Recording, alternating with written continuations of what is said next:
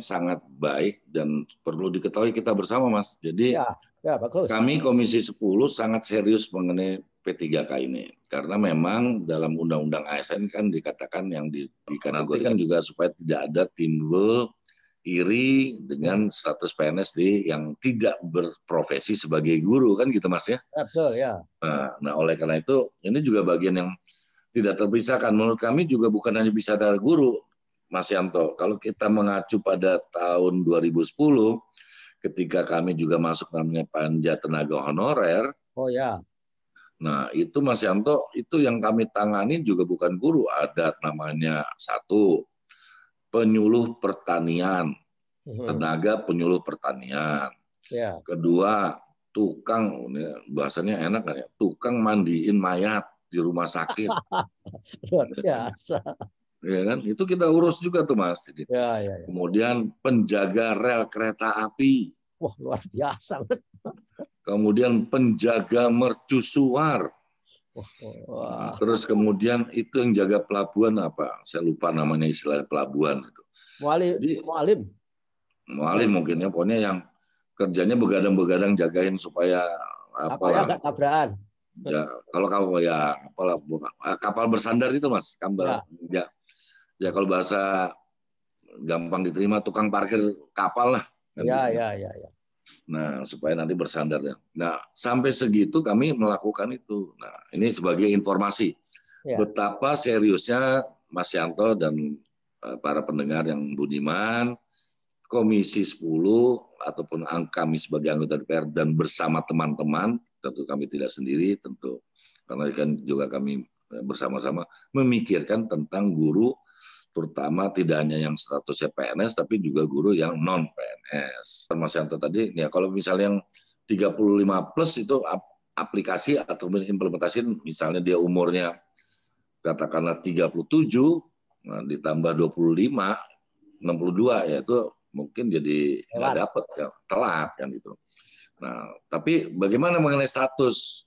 Nah, status kita dorong tetap yang sebagai pilihannya, yaitu mengarah kepada PNS. Nah, karena ini kan tuntutan PNS. Nah, itu dan nyangkut tes. Loh, iya.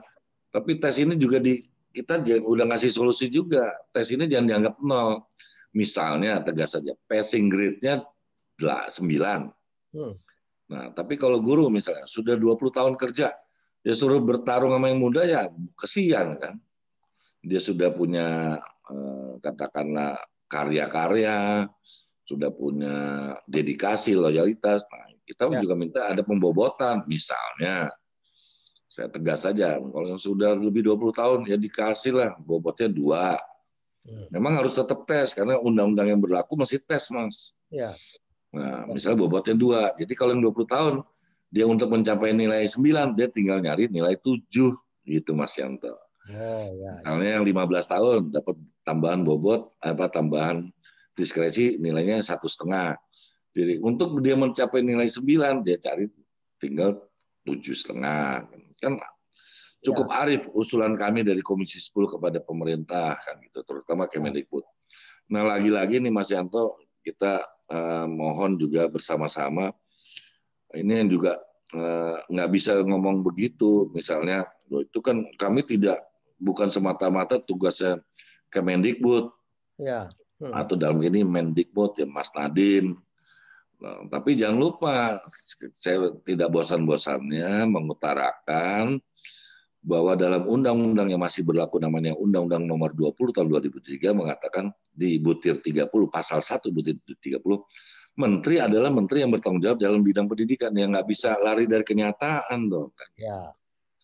Ya memang terkait dengan Kemenpan RB, memang terkait dengan BKN, memang terkait dengan Kementerian Dalam Negeri, memang terkait dengan Kementerian Keuangan. Tapi leading sektornya ataupun penjurunya kan Kementerian Pendidikan dan Kebudayaan, dalam ini pimpinan Mas Nadiem Makarim. Ya, dia bilang, ini gimana kepastiannya? Karena daerah sebenarnya bukan soal berani apa tidak berani, tapi kepastian artinya gini, tegas. Ada nggak ketegasan? Misalnya, ini asal sebagai contoh saja Mas Yanto.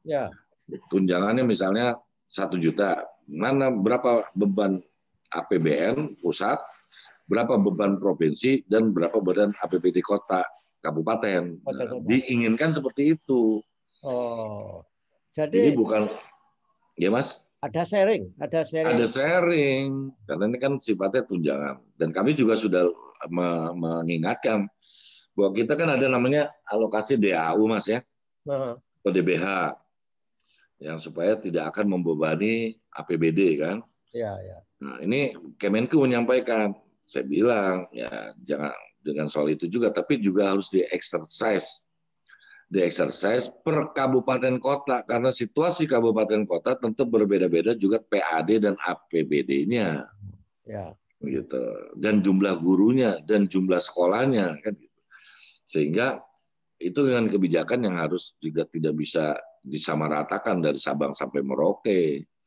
Tentu beda antara pemberlakuan di katakan Gunung Kidul, nggak usah jauh-jauh Gunung Kidul sama Sleman aja harus berbeda, Iya. ya kan? Nggak mungkin sama kan?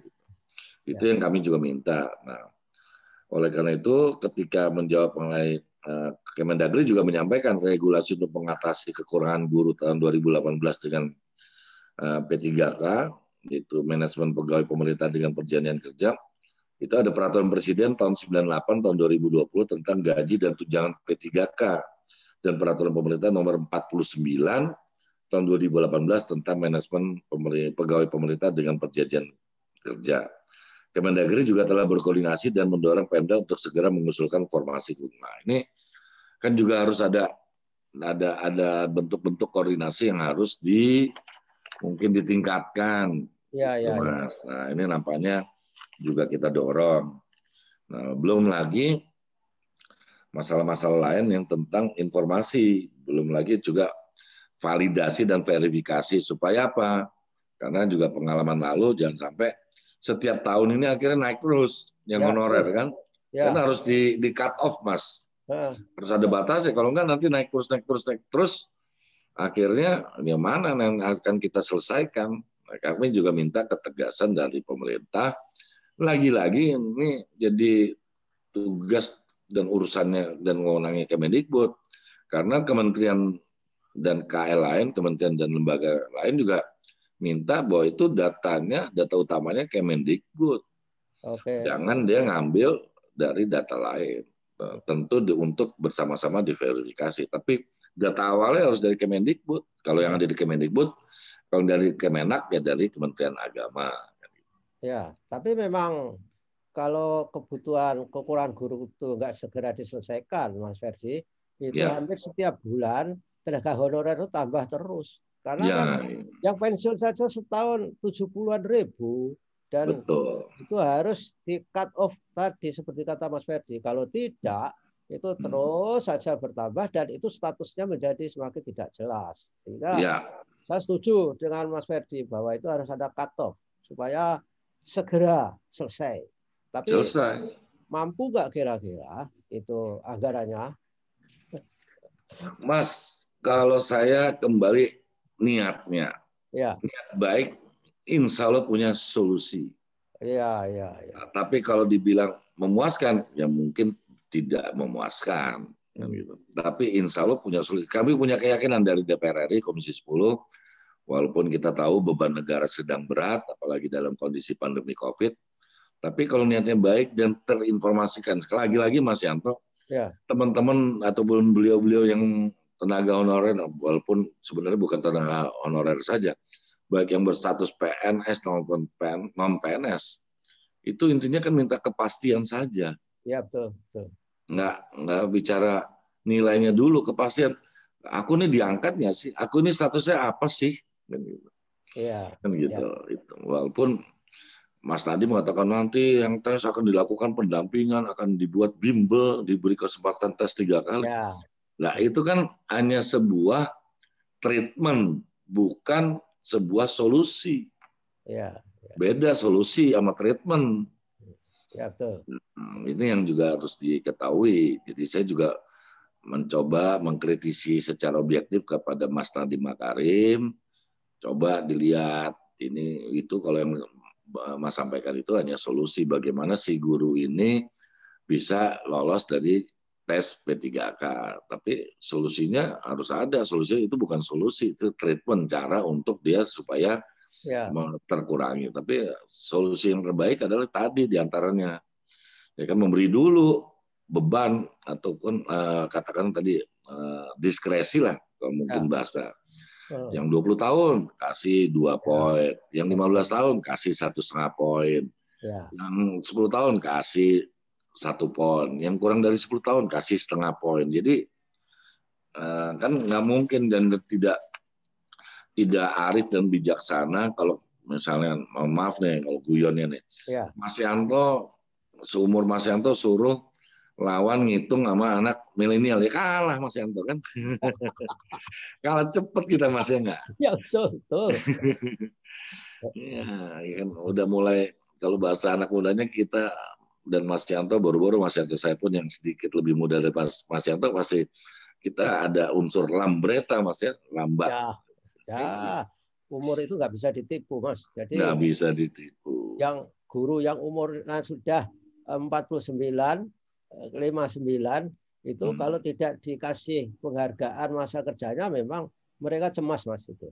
Jadi harusnya ada istilah RPL, rekognisi pengalaman lampau, pengalaman lalu saya kira ya. Ya itu penting itu. Saya kira usulan Komisi 10 ini sangat realistik. Mudah-mudahan ngunyah-ngunyahnya itu sudah selesai Mas saat sekarang. Tinggal hasilnya. Itu nggak ditagih Mas. Itu. Apanya Mas dibagi? Nggak ditagih. Apakah usulan nanti kan. Oh ya, ini pertanyaan yang luar biasa dan sangat brilian, karena nih yang nanya mantan dirjen, jadi nanyanya ini jadi saya promosi ujian profesor dok. Ini Bapak ujian guru besar ini Mas. Pertanyaannya itu saya jawab langsung, insya Allah saya mohon doa restu dan dukungan seluruh Bapak dan Ibu, masyarakat, termasuk Mas Yanto. Kita akan melakukan 8 kali rapat. 8 kali rapat pada posisi tanggal 8 Maret sampai tanggal insya Allah sampai tanggal 8 April. 8 April kita akan melakukan rapat. Nah, rapat itu sama yang tadi disampaikan Mas Yanto, dalam bentuk raker dengan Mendikbud beserta jajarannya, dalam rapat dengar pendapat. Dengar pendapat tidak hanya dengan Mendikbud, jajaran Mendikbud, rapat dengar pendapat kepala eselon 1. Itu juga kita undang, misalnya diantaranya kembali lagi mengundang mengenai Kemenak RI, kemudian mengundang Kemendagri, kemudian mengundang Kemenkyu, Kementerian Keuangan, mengundang Bappenas, mengundang BPKP, mengundang BPK. Luar biasa. Nah, dan ini niatnya temanya malah seru nih temanya Mas Yanto. Temanya itu yaitu mengarah pada pengangkatan GTK honorer menjadi PNS, menjadi ASN, maaf, menjadi ASN.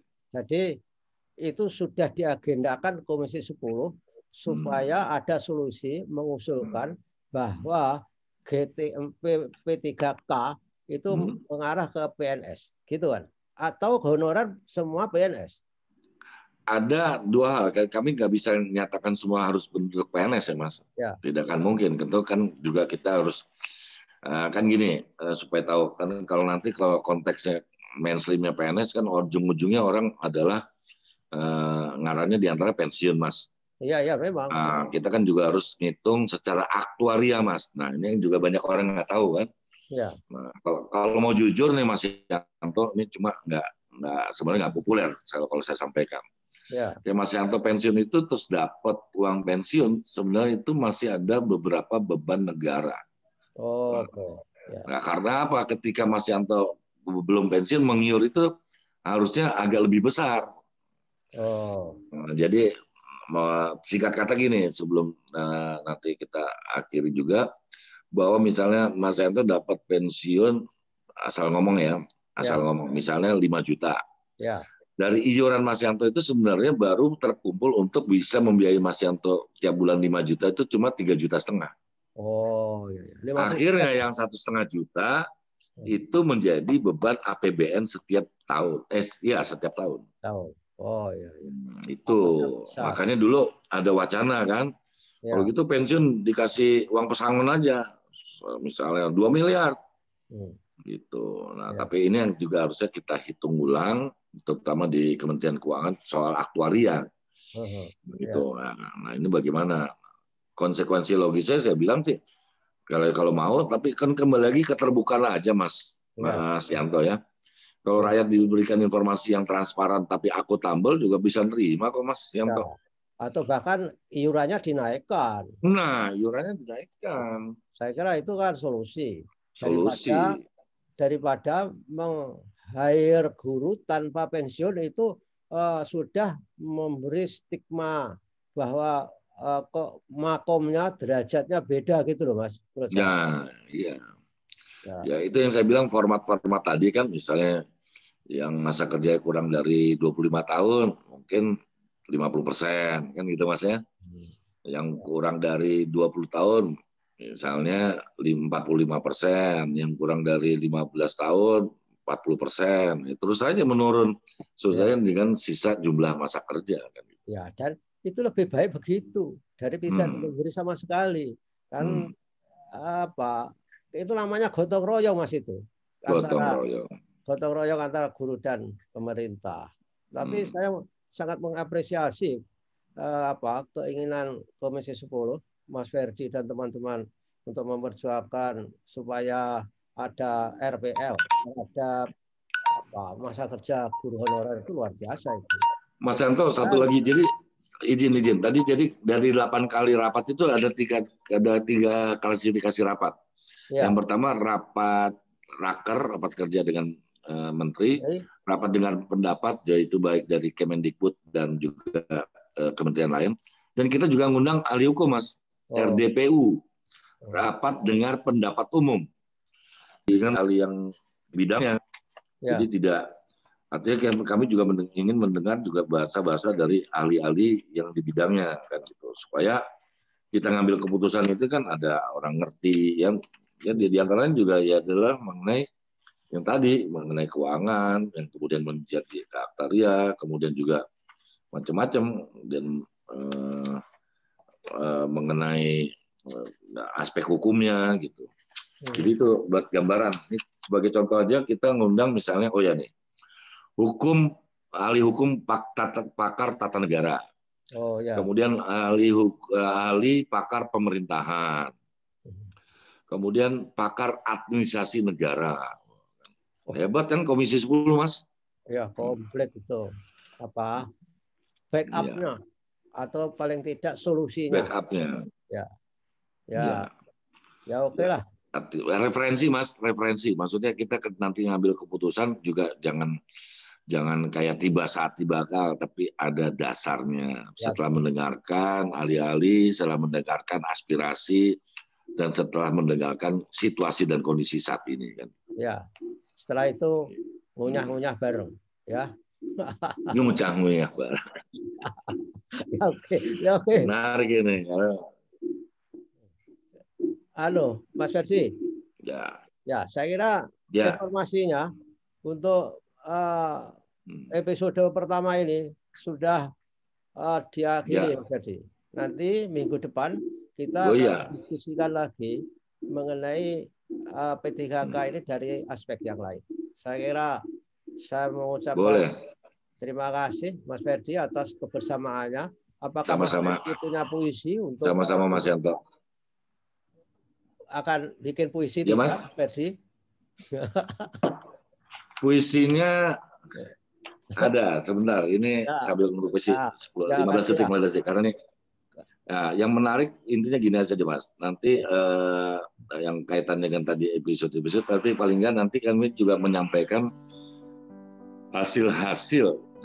Kan juga tidak semua masyarakat terinformasikan hasil-hasil keputusan DPR nanti, biar nanti jangan sampai DPR ini nggak kerja kan gitu. Ya, jadi juga forum supaya apa? Supaya nanti tahu. Ya, oke. Oke, saya tutup dengan pantun Mas ya. Ya, oke, please. Ya. Gali parit dengan pahat, tempat air hujan berlalu. Untukmu guru yang terhormat, semoga engkau sejahtera selalu. Amin. Wah. Satu lagi Mas, satu lagi. Luar biasa. Di Garut banyak pariwisata. Promosi Mas. Ya. Di Garut banyak pariwisata. Perginya bersama keluarga. Mari sejahterakan guru Indonesia dengan terus tingkatkan kompetensinya. Wah. Atur nuhun.